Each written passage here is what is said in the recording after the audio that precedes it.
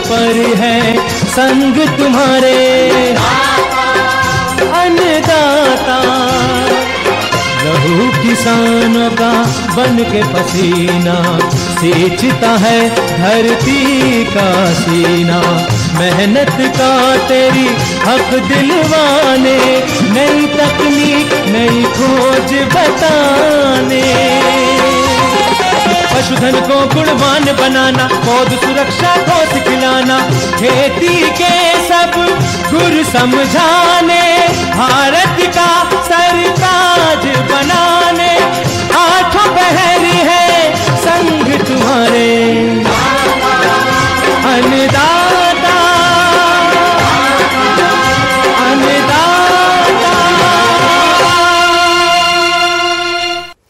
नमस्कार, मैं हूं आपके साथ विभा उपाध्याय और आप सभी दर्शकों का अन्नदाता कार्यक्रम में स्वागत करती हूं। हमारे देश का किसान जन का पोषक है, वो श्रम का देवता है, अन्नदाता है।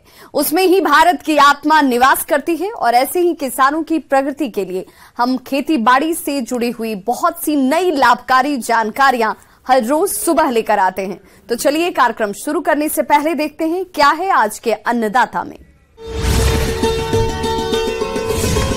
कद्दू वर्गीय फसलों की खेती से कमा सकते हैं अच्छा मुनाफा।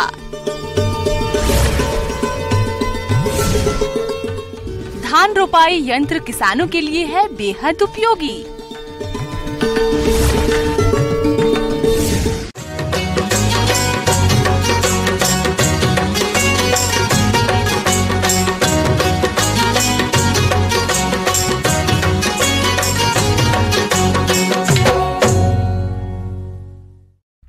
सब्जियों की खेती कम समय में अधिक आमदनी देती है, इसीलिए किसान सब्जियों की खेती बड़े पैमाने पर करते हैं। अभी कद्दू वर्गीय सब्जियों की बुआई का सही समय चल रहा है और इन फसलों से अधिक कमाई करनी है तो किसान भाइयों को इनकी उन्नत किस्मों की बुआई वैज्ञानिक तरीके से करनी होगी, जिसके बारे में बता रही हैं बिहार कृषि विश्वविद्यालय सबौर जिला भागलपुर की कृषि वैज्ञानिक डॉक्टर शिरीन अख्तर।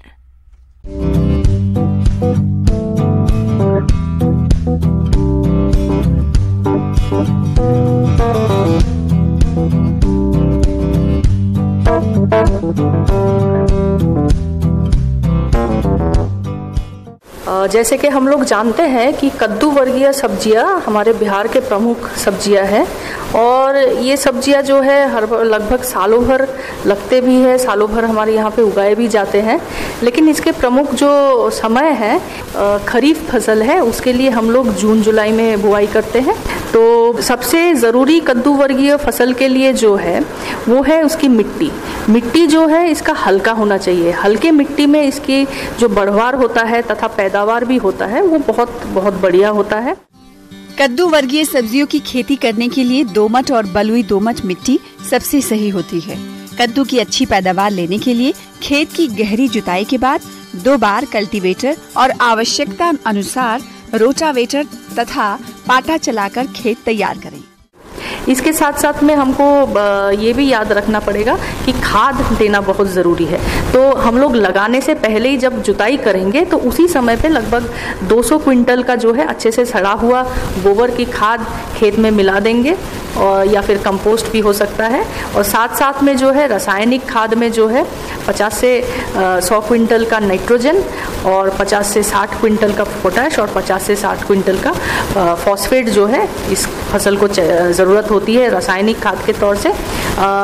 पोटाश और फॉस्फेट का टोटल पूरा जो मात्रा है और साथ साथ में जो है नाइट्रोजन का आधा मात्रा जो है उसको हम लगाने से पहले ही बेसल डोज के तहत में खेत में मिला देंगे और बाकी जो आधा मात्रा नाइट्रोजन का रहता है तो उसमें फसल लगाने के बाद 1 महीने बाद में हम टॉप ड्रेसिंग के तहत पे उसको देंगे और अच्छे से मिट्टी चढ़ा देंगे पौधे के बेस में। कद्दू वर्गीय सब्जियों के तहत लौकी की किस्मों की बात करें तो इसमें अर्का नूतन, अर्का श्रेयस, अर्का बहार, पूसा नवीन, राजेंद्र चमत्कार, ढोली सफेद। वहीं हाइब्रिड किस्मों में काशी बहार, पूसा हाइब्रिड 3 का चयन आप कर सकते हैं। इसी तरह खीरा के लिए उन्नत किस्में हैं पूसा संयोग, पूसा बरखा, स्वर्ण पूर्णिमा, पंजाब सिलेक्शन, खीरा 90, कल्याणपुर हरा खीरा, स्वर्ण, शीतल आदि। अगर नेनुआ की किस्मों की बात करें तो इसमें पूसा चिकनी, पूसा स्नेहा, पूसा सुप्रिया, राजेंद्र नेनुआ 1, सतपुतिया प्रमुख हैं। इसी तरह करेले की जो उन्नत किस्में ज्यादा प्रचलन में हैं, उसमें कल्याणपुर बारामासी, पूसा विशेष, हिसार सिलेक्शन, कोयम्बटूर लॉन्ग, अर्का हरित, पूसा हाइब्रिड 2, पूसा औषधि, पूसा 2 मौसमी, पंजाब करेला 1, कल्याणपुर सोना, पूसा शंकर 1 आदि उन्नत किस्मों की बुआई कर सकते हैं। कद्दू वर्गीय सब्जियों की विभिन्न फसलों के लिए बीज दर इस प्रकार हैं। जैसे खीरा के लिए 2 से 2.5 किलोग्राम, लौकी के लिए 4 से 5 किलोग्राम, करेला के लिए 6 से 7 किलोग्राम, कद्दू के लिए 3 से 4 किलोग्राम, तुरई के लिए 5 से 5.5 किलोग्राम प्रति हेक्टेयर होती है। बुआई से पहले बीजों को कार्बेंडाजिम दवा से प्रति किलोग्राम बीज की दर से उपचारित करें। और हमको साथ साथ में ये भी याद रखना पड़ेगा कि ये जो कद्दू वर्गीय फसल है तो ये सीधे मूल प्रक्षेत्र में इसकी बुआई किया जाता है। और बुआई के पहले जो है बीज को हम लोग रात भर फुला के फिर अगले दिन अगर बुआई करते हैं तो अंकुरन बहुत जल्दी से जल्दी होती है। और 2 थाले के बीच में दूरी जो बाद में 2 पौधे के बीच की दूरी हो जाती है। तो लौकी के लिए 90 से 120 सेंटीमीटर 2 पौध के बीच में दूरी, यानी 2 थाले के बीच में दूरी हम लोग मेंटेन करते हैं। और कदीमा के लिए भी 90 से 120 सेंटीमीटर मेंटेन करते हैं। तथा जब झिंगली की बात करेंगे, झिंगली या नेनुआ और करेला के लिए जो है ये 60 से 120 हम लोग मेंटेन करते हैं। और एक बहुत इम्पोर्टेंट जो कद्दू वर्गीय सब्जी है वो है खीरा। खीरा के लिए जो है 60 से 90 हम लोग 2 पौधे के बीच में मेंटेन करते हैं। और 2 फरों जो बनता है जिसमें लगता है तो 2 फरों के बीच में लगभग 2 से 3 मीटर की दूरी हम लोग रखेंगे, बरकरार रखेंगे। और एक थाले पे लगभग हम लोग 3 से 4 बीज साथ में बुआई करेंगे। और उसके बाद में जब अंकुरन हो जाएगा उसके 10 से 15 दिन के बाद में हम उसमें से थिनिंग करके 2 ही पौधा, स्वस्थ पौधा जो होगा उसको रखेंगे, बाकी 2 पौधा को थिन आउट करके निकाल देंगे। फसल से समय समय पर खरपतवार निकालना बहुत जरूरी हो जाता है। अगर खरपतवार नहीं निकालेंगे तो पौधों में कीट लगने का डर रहता है और खरपतवार पौधों को बढ़ने भी नहीं देते हैं। जरूरत पड़ने पर फसल में 3 से 4 बार हल्की निराई गुड़ाई करें। निराई गुड़ाई के समय इस बात का ध्यान रखें कि पौधों की जड़ों और बेल को कोई नुकसान ना पहुंचे। वहीं पे खरीफ फसल में हमको देखना पड़ेगा कि बरसात जैसे जैसे होता है उस हिसाब से हम सिंचाई देंगे।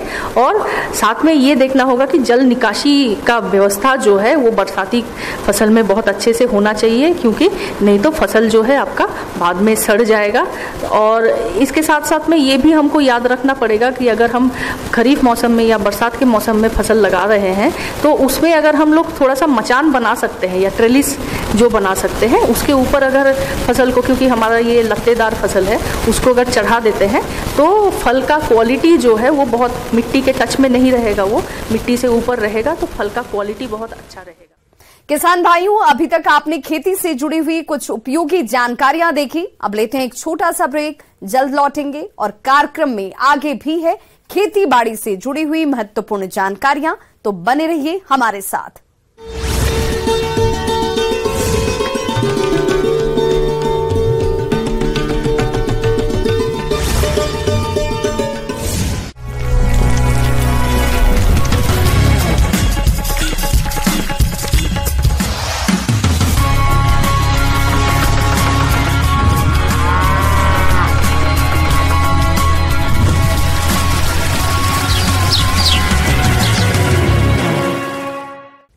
ब्रेक के बाद एक बार सभी दर्शकों का एक बार फिर से अन्नदाता में स्वागत है। चलिए रुक करते हैं अगली कड़ी की ओर।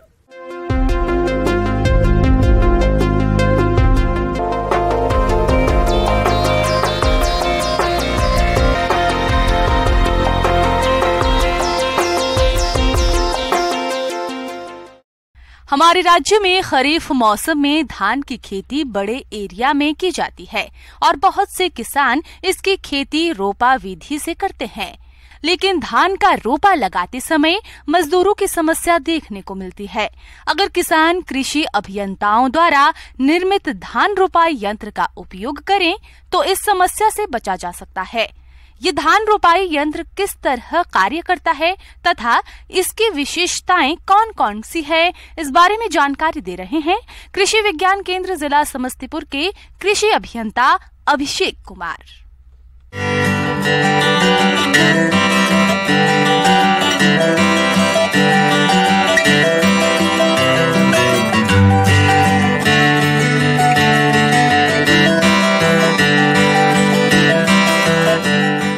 तो उसमें पैडी ट्रांसप्लांटर क्या करता है कि वो आपके धान के बिचड़े को वो खेत में आपके लिए मशीन से लगा देता है, जो आप लेबर से लगवाते हैं, जिसमें बहुत ही समय जाता है और बहुत लेबर रिक्वायरमेंट होता है।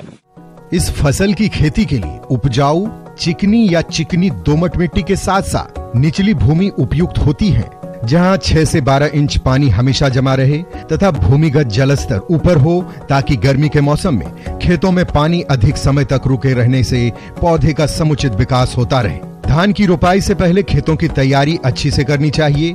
इसके लिए खेती की तैयारी के लिए 1 से 2 जुताई मिट्टी पलटने वाली हल से करें और खेत के चारों ओर मेड़ बनाएं। बाद में 15 से 20 टन सड़ी हुई गोबर की खाद या कंपोस्ट प्रति हेक्टेयर की दर से खेतों पर फैला दें। उसके बाद खेतों में फैलाव कर 2 से 3 जुताई देशी हल से करें और बाद में पड़लिंग कर दें।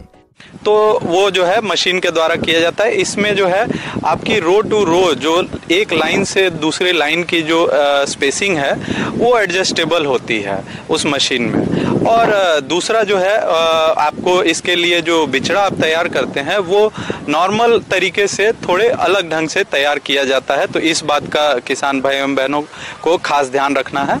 इसे चलाते वक्त किसान भाई बहन मेरे ध्यान रखेंगे कि ये जो मशीन है आपका जो जब चलेगी ये खेत में, तो आप ध्यान रखेंगे कि फील्ड पे, खेत पे जो है कंकड़ पत्थर ये ना रहे। इससे जो है कि जो मशीन है वो नीचे डैमेज हो सकती है। तो ये इसका जो है आप ध्यान रखेंगे।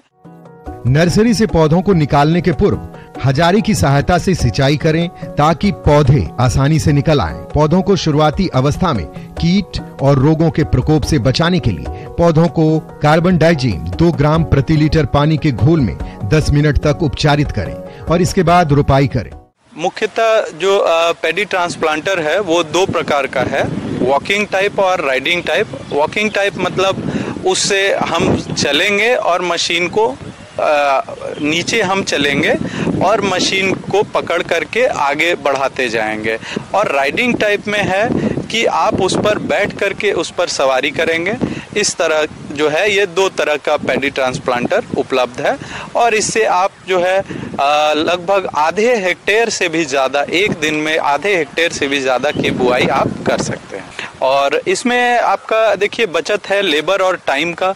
दूसरा आपका जो डेप्थ है, जिस गहराई पे बिजाई होती है वो बिल्कुल ऑप्टिमम है, बिल्कुल जो है एग्जैक्ट जितना रहना चाहिए उतना ही है। तो क्योंकि ये मशीन द्वारा की जाती है तो इससे आपको जो है प्लांट का जो धान का ग्रोथ है वो बहुत बढ़िया होगा और उपज बहुत बढ़िया होगी।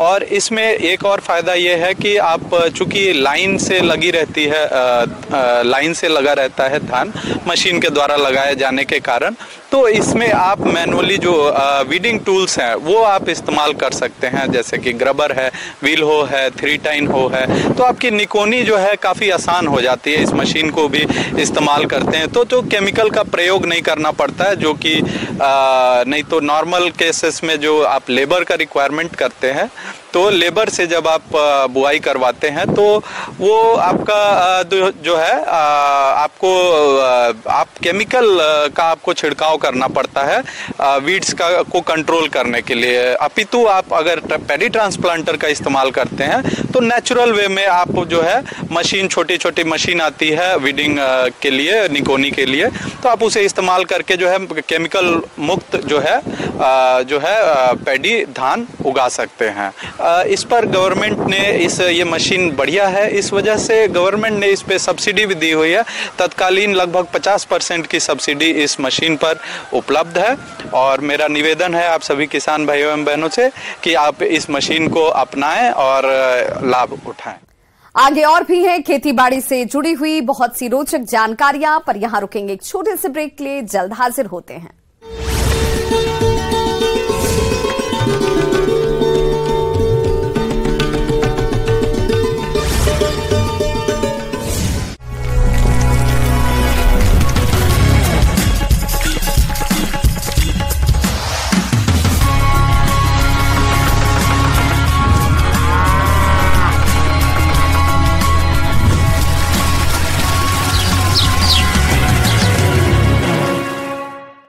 ब्रेक के बाद एक बार फिर से आप सभी दर्शकों का अन्नदाता कार्यक्रम में स्वागत है। बढ़ते हैं अपनी अगली प्रस्तुति की ओर।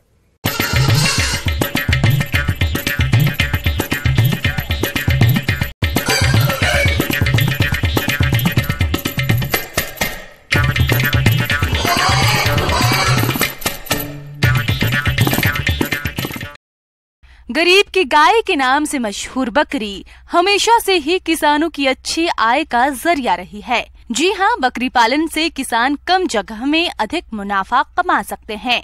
बस जरूरत रहती है मौसम के अनुसार इनकी देखरेख करने की, जहाँ पर किसान अक्सर चूक कर जाते हैं और बकरियां कई रोगों की चपेट में आने लगती हैं। ऐसी परिस्थिति से बचने के लिए बकरियों की सही देखरेख करना जरूरी है, जिसके बारे में बता रहे हैं रांची वेटनरी कॉलेज के पशु वैज्ञानिक डॉक्टर भरत महतो।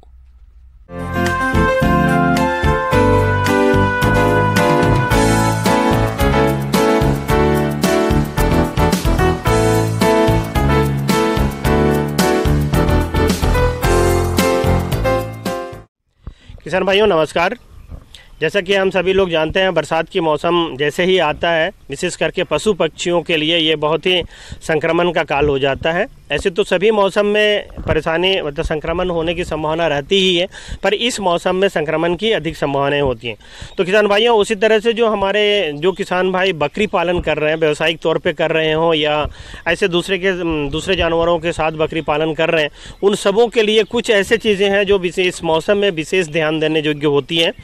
आपके जो बकरियां इस बरसात के मौसम से जस्ट पहले या अभी जो बच्चे दिए हैं, उन सबों में आप बच्चों का जो मेमने का देखभाल है ये विशेष तौर पे करें। मेमने को कोशिश करें कि भीगने न दें अधिक समय तक, या भीगे हुए शरीर पे जैसे आप दूसरे बकरियों को चराने के लिए ले जा रहे हैं तो मेमनों को उनके साथ में न छोड़ें।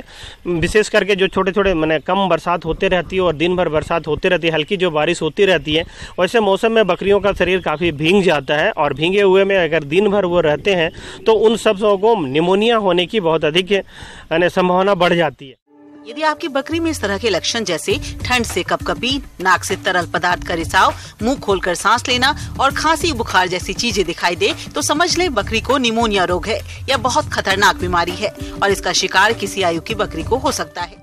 जैसे ही निमोनिया होती है, सर्दी खांसी से जैसे ही आपके मेमने या जो बड़े बकरियां हैं वे भी परेशान होते हैं तो पतला पैखाना की शिकायत तो आने की संभावना और अधिक बढ़ जाती है। और पतला पैखाना और निमोनिया जैसे आपके बकरियों में बकरियां ग्रसित हो जाती हैं तो इसमें मृत्यु दर बढ़ने लगती है। बचाव एवं उपचार। खराब मौसम में बकरियों को छत वाले बाड़े में रखें। एंटीबायोटिक 3 से 5 मिलीलीटर 3 से 5 दिन तक और खांसी के लिए कैफ्लॉन पाउडर 6 से 12 ग्राम प्रतिदिन 3 दिन तक दें। पशुओं को सर्दी से बचाने के उपाय करें। तो किसान भाइयों, इससे बचाव के लिए आपको कोशिश ये करना है कि अगर हल्का हल्का बारिश हो रही है तो उस स्थिति में आप केवल बड़े बकरियों को ही, अगर घर में खाने पीने की कोई दूसरी वैकल्पिक व्यवस्था नहीं है तो आप जो बड़े बकरियां हैं उन्हीं सबको चरने के लिए छोड़ें। जो छोटे बकरियां हैं, जो मेमने हैं, उन सबों को चरने के लिए ना छोड़ें और कोशिश करें कि थोड़ा बहुत पानी थम जाए तब अगर आप चराने ले जाएं तो और अच्छा है। FMD खुरपका मुंहपका बीमारी। यह बीमारी भी विषाणु जनित छूत का रोग है तथा बहुत जल्दी एक रोगग्रस्त जानवर से दूसरे जानवरों में फैल जाता है। इस रोग से ग्रस्त जानवरों के मुंह, जीभ, होठ और खुरों के बीच की खाल में फफोले पड़ जाते हैं। भेड़ बकरी को तेज बुखार आता है तथा उनके मुंह से लार टपकती है। भेड़ बकरियां लंगड़ी हो जाती हैं। मुंह व जीभ के अंदर छाले होने से भेड़ बकरियां घास नहीं खा पाती और कमजोर हो जाती हैं और कई बार गाभिन भेड़ बकरियों का इस रोग से गर्भपात भी हो जाता है। भेड़ बकरियों के बच्चों की मृत्यु दर अधिक होती है। इस रोग से बचाव के लिए सबसे पहले रोग से ग्रस्त जानवरों को अन्य जानवरों से अलग रखना चाहिए। बीमार भेड़ बकरियों को इलाज जैसे मुंह के छालों में बोरोग्लिसरिन लगाएं और खुरों की सफाई लाल दवाई या नीले थोथे के घोल से करनी चाहिए तथा पशु चिकित्सक के परामर्श अनुसार 4-5 दिन एंटीबायोटिक इंजेक्शन लगवाएं। प्रत्येक जानवर को 6 महीने के अंतराल के दौरान रोग से रोकथाम हेतु टीकाकरण करवाना चाहिए। इसके अलावे जो गर्मी में जिस तरह से बकरियां चरती हैं, बरसात जब होते रहती है, बूंदाबांदी होते रहती है, तो बकरियां उतनी अच्छी तरह से चरती नहीं है। तो ऐसी स्थिति में उन सबों का शारीरिक वृद्धि को कायम रखने के लिए, मेंटेन करने के लिए आप चराने के अलावे 30 से 40 ग्राम छोटे बकरियों में और बड़े बकरियों में अगर 50 से 100 ग्राम दाना मिश्रण, जो संतुलित दाना मिश्रण बनता है, उसकी व्यवस्था कर पाएँ तो ऐसी स्थिति में आपके बकरियों का जो ग्रोथ रेट है वो भी मेंटेन रहेगा और साथ साथ उनकी जो प्रजनन क्षमता है, जो आपकी मादा बकरियां हैं, उन सबों में जो प्रजनन क्षमता है उसको भी आप बनाए रख सकते हैं। इसके अलावा किसान भाइयों, हम हमेशा कहते हैं कि जो रोग से बकरियों में विशेष करके जो वायरल बीमारियां हैं उन सबों से बचाव के लिए वैक्सीनेशन ही सबसे सस्ता और सबसे कारगर उपाय होता है। अधिक बरसात के दिनों में वैक्सीनेशन न करें। जिन सब दिनों में बरसात थमने की संभावना है उन सभी दिनों में आप वैक्सीनेशन के दिन के लिए चुनाव करें। तो इन सबों को किसान भाइयों, अगर इस छोटी छोटी बातों को आप ध्यान में रखेंगे तो आपकी बकरियां स्वस्थ रहेंगी। आप उनको मरने के लिए भी बचा सकते हैं, साथ साथ उनके जो शरीर वृद्धि दर है या फिर जो भी आप उनमें वांछित लाभ चाहते हैं वो निश्चित तौर पे प्राप्त कर सकते हैं।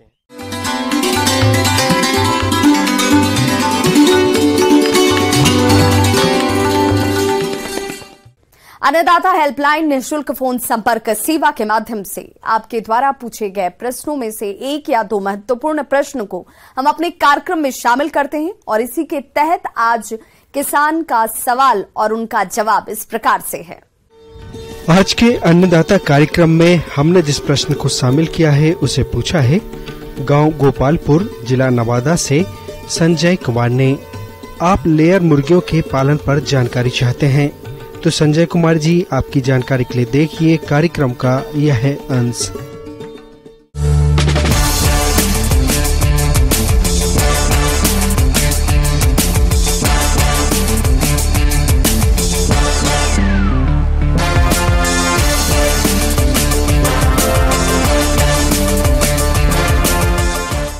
नमस्कार किसान भाइयों, आज हम जो विषय पे बात करेंगे वो है लेयर फार्मिंग। लेयर फार्मिंग एक ऐसा व्यवसाय है जो किसानों के लिए काफ़ी लाभ सिद्धकारी है।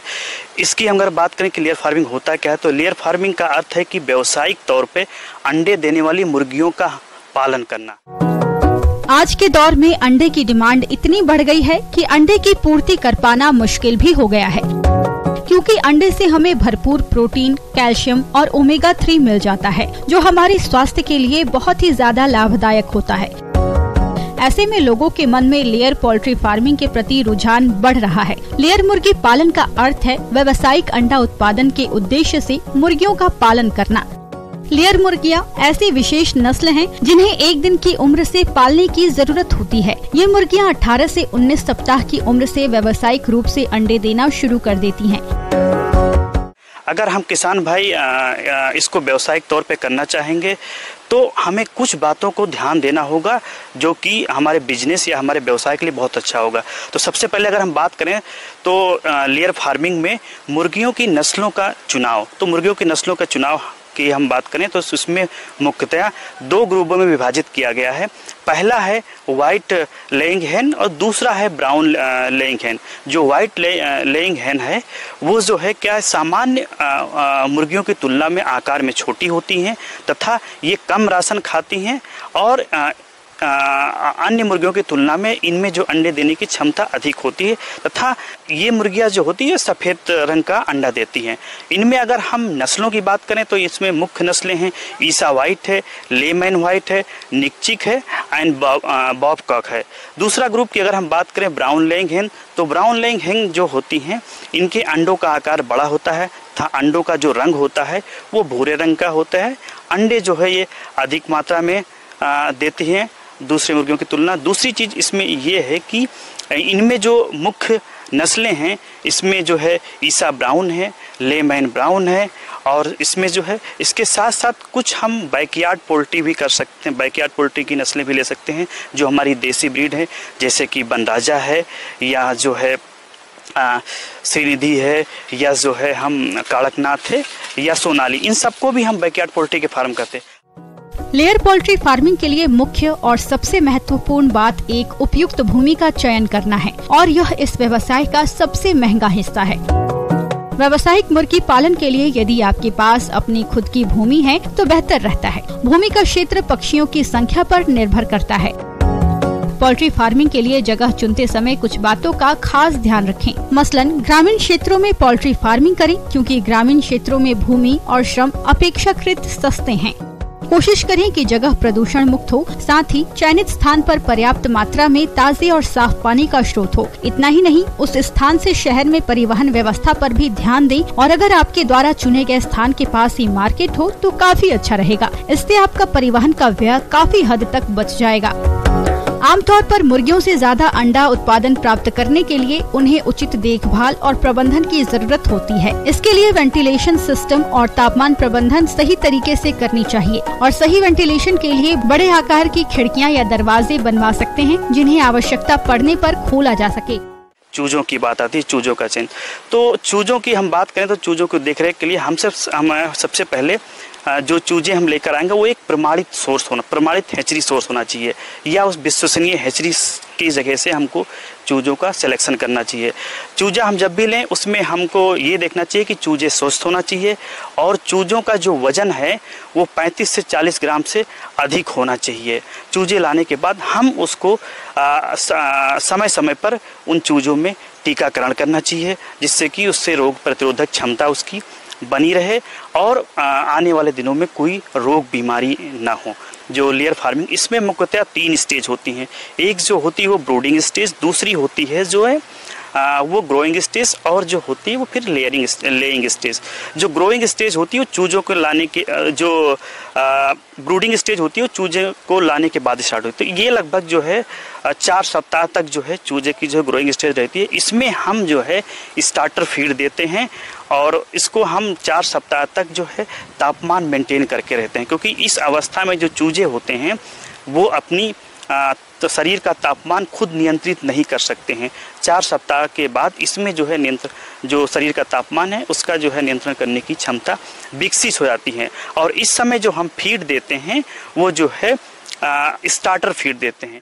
किसान भाइयों, अन्नदाता आपकी सेवा के लिए संकल्परत है। कृषि संबंधित समस्या और सुझावों के लिए आप हमें इस पते पर संपर्क कर सकते हैं। Producer Annadata, news 18 Bihar Jharkhand, Ramoji film city Hyderabad 501512। साथ ही आप हमें ईमेल भी कर सकते हैं। हमारा ईमेल एड्रेस है p18annadatабihar@nw18.com। इसके अतिरिक्त आप हमें निःशुल्क हेल्पलाइन नंबर 1800889216 पर सोमवार से शनिवार सुबह 10 बजे से शाम 4 बजे के बीच संपर्क भी कर सकते हैं। किसान भाइयों, अब समय हो रहा है आपसे विदा लेने का, तो हमारी अन्नदाता टीम को दीजिए इजाजत। कल फिर से होगी आपसे मुलाकात कृषि संबंधित कुछ और महत्वपूर्ण जानकारियों के साथ। नमस्कार।